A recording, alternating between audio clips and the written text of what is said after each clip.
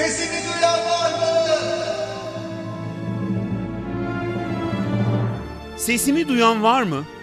1999 yılında yaşanan iki büyük depremden geriye Türkiye'nin hafızasında işte bu cümle kaldı. Sesimi duyan var mı? Enkazdaki evlerde son bir canlı aramak için atılan son bir çığlık gibiydi. Sesimi duyan var mı?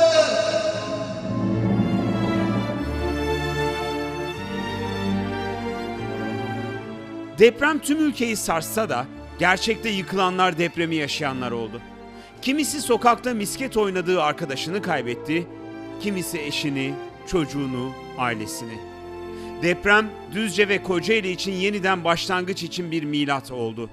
Birçok sivil toplum kuruluşu, kamu kuruluşu, farklı ülkeler depremden hemen sonra bölgenin ayağa kalkması için yardımlar götürseler de ilk dalga bittiğinde yeniden ayağa kalkanlar için iş yine depremi yaşayan, travmayı atlatan, fark yaratan isimlerin üstüne düştü.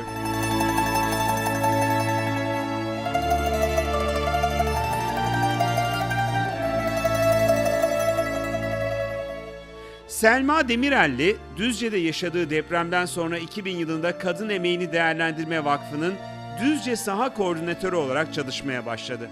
Çadır kentlerde ve prefabrik yerleşim yerlerinde kadın ve çocuk merkezleri kurulurken bu merkezlerin ilk çivisini çakan isim Selma Demirelli'ydi.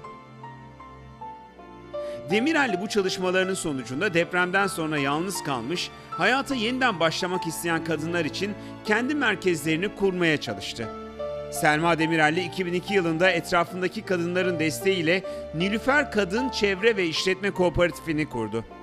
Selma Demirelli'nin hayali bu kooperatifte çocuklara okul öncesi eğitimler vermek, annelerini ise kadınlara dair konularda eğitmekti. Yaklaşık 9 yılda adım adım Selma Demirelli'nin hayalleri ve kooperatifi büyüdü. Bugün Nilüfer Kadın ve Çevre İşletme Kooperatifinde 0-6 grubundaki çocuklara okul öncesi eğitimler veriliyor. Kadınlara yönelik liderlik, iş kurma eğitimleri, aile içi şiddete karşı bilgilendirme toplantıları yapılıyor. Mum atölyesinde çeşitli mumlar üreten kadınlar, mutfak atölyesinde de ev yemekleri yapıp satarak ailelerine ek gelir getiriyorlar. 12 yıl önce depremle yıkılan, yarım kalan, umutsuzluğa mahkum olan hayatlar bugün yeniden yüzlerini güneşe çeviriyorlar. Selma Demirelli 1999 depreminde tanıştık. Çadırları böyle geziyordu. Bir yere toplandık. Böyle görüşürken ne dedi? Gümüşpınar'da dedi benim yerim var dedi. Benim de ufak oğlum vardı anaokuluna gidecek.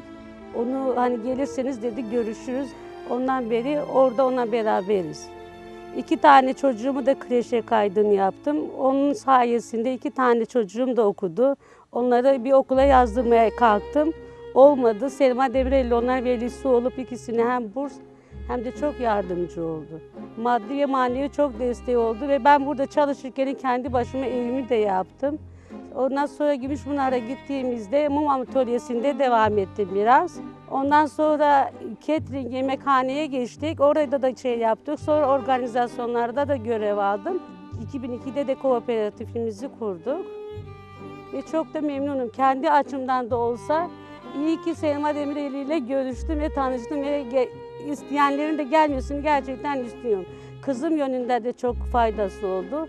Halen maddi manevi olarak Selma Demirelli'nin desteğini alıyoruz. O zamandan bu zamana kadar hayatımda gerçekten çok şey değişti ve kendi ayaklarımızın üzerinde duruyorum. Yani bir yere gitmiş olsam, bir şey yapmış olsam yapacağıma da inanıyorum ve buradan da çok memnunum.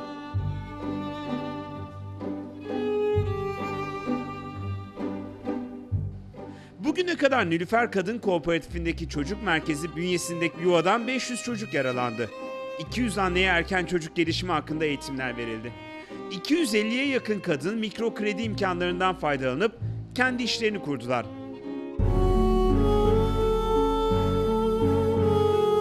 Selma Demirelli, her şeyin bittiği anda yeniden başlanabileceğine inandı. Hayalleri yıkılan kadınlarla yeni hayaller, yeni hayatlar inşa etti. Mevlana'nın sözlerindeki gibi ne kadar söz var ise düne ait. Dünle gitti cancağızım. Şimdi yeni şeyler söylemek lazım dedi ve Düzce'de yeni cümleler kurdu. Deprem sonrası yarım kalan hayatlarda ve yeni başlayan binlerce çocuğun hayatında kocaman bir fark yarattı.